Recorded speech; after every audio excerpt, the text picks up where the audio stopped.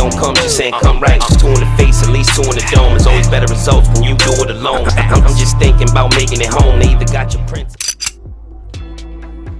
What's good, y'all? FISK Vegas, the hardest voice of sports. Go ahead, hit that like button and subscribe to the FISK. You know why you at it.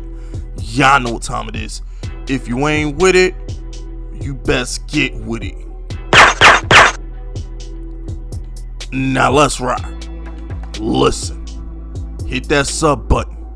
Join this FISK unit army and march side by side with Big FISK. You understand me? This Giant season is going to be something you're not going to want to miss. It's going to be something you're going to remember for decades. You're going to tell your children. You're going to tell your nieces and nephews. You're going to tell their nieces and nephews and their children. And the most important part of the story is you marched side by side with General FISK in the Giants revenge season. You're going to remember this shit. So hit that sub button and make sure you don't miss out. Also, my podcast, Bulletproof Giants. Leave a review on iTunes.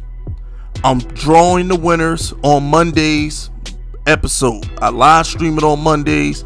I make the video private and then it goes on all podcast platforms. So I'm going to be pulling the winners on Monday. So you got till Monday at 7 p.m. when I go live to leave me a good iTunes review. Bulletproof Giants.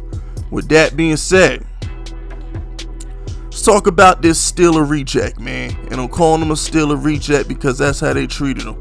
You know, when I see David Decastro get cut by the Steelers, it just reminds you of how good of an organization the Giants is, number one.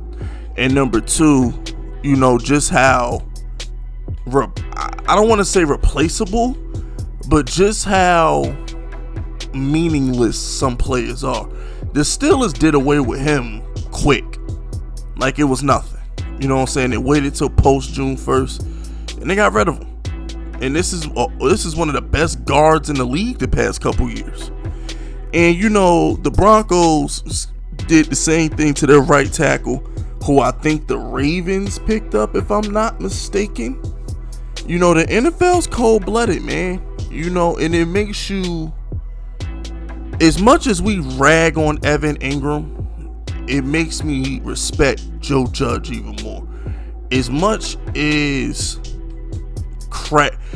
shit as you can give John DeMera for letting the franchise get this bad, or Dave Gettleman for his crazy picks, they stepped up and took care of Kyle Rudolph, even though he needed to get surgery. The Steelers, they just cut him. When it came out Decastro might need surgery, he said he may need ankle surgery, they cut him. You feel me? One of the best guards, one of their best, probably their best offensive linemen, probably, over the past couple years. They cut him. And I know a lot of Giants fans is like, yo, should we go get him? Giants fans hit me on Twitter, leaving comments on other videos like, yo, where did David Decastro video at? Listen, absolutely not. This is a guy who is great. He would be the best guard on the team if we had him, but he had bone spurs in his ankle last year that he allegedly didn't tell the team. I'm gonna get to that in a minute, but he missed 3 games with a knee injury. He has a lingering ankle injuries, and he has to get ankle surgery before the season starts. So, no, absolutely not. Just look, Will Hernandez is in the best shape of his life. Shane Lemieux is coming back strong. Matt Pert is in the best shape of his life. Our left tackle had surgery over the offseason, so he's healthy. You know what I'm saying? Andrew Thomas is playing on one leg out there last year. I like it. We're good. We don't need them. The Giants want continuity. They want chemistry. They want the offensive line to grow together, and that's what we're going to do. You know, we're not going to bring in Decastro. Now, here's what I will say, okay? If Decastro was fully healthy and he just got cut because of cap reasons, okay, bring him in. Because he instantly be the best lineman we had. But because it's injury related, no. So my question to Giants fans is this: how bad is Trey Turner? Because that's a Gettleman guy. That's a Gettleman pick. And he never wanted to bring him in, but the Steelers brought him in immediately. So I was really wondering. I was like, well, damn, he good enough for Pittsburgh, but he wasn't good enough for us? Because that's a Gettleman guy. It's Gettleman's guy. Trey Turner, that's Gettleman's guy. And I'm just sitting back like, okay, what's up with that?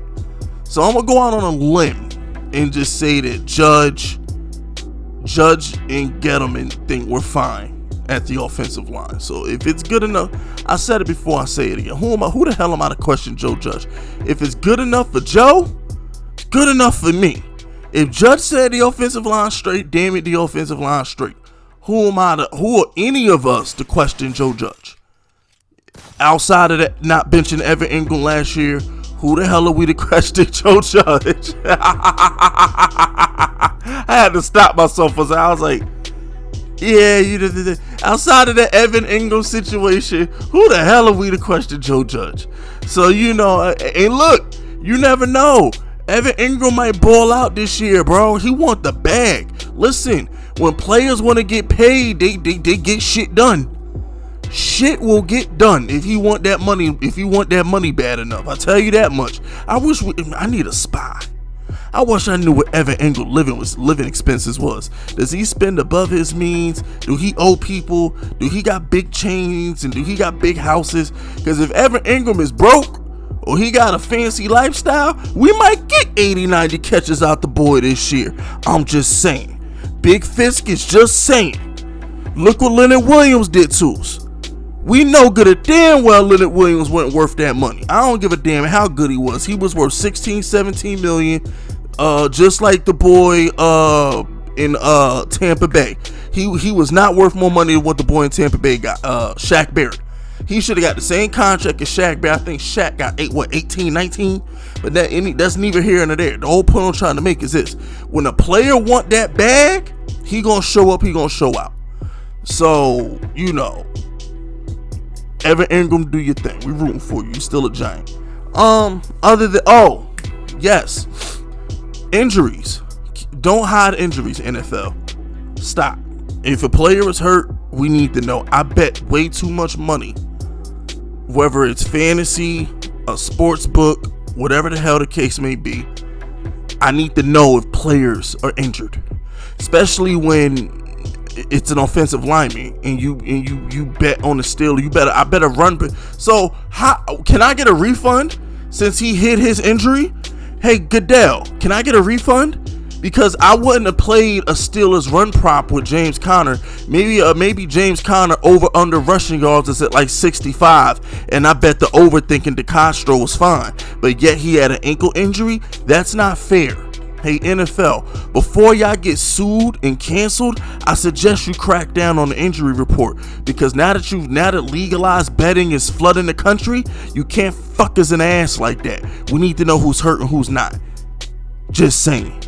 But anyway, look, Giants Nation, listen, FISK unit. I got 2 videos on deck for y'all next week. Hopefully we get some breaking news. I can add a third. But I'll see y'all next week. I want to talk about Eli Manning. My man Xavier McKinney's out here. He's he part of the crusade. I'm gonna talk about that. But other than that, man, we chilling, man. It's the dead period. I'm doing my best to flood y'all with whatever I can. You know what I'm saying? But that's it. That's all. Subscribe to the unit if you rocking with me. My name is FISK Vegas, and I approve this message.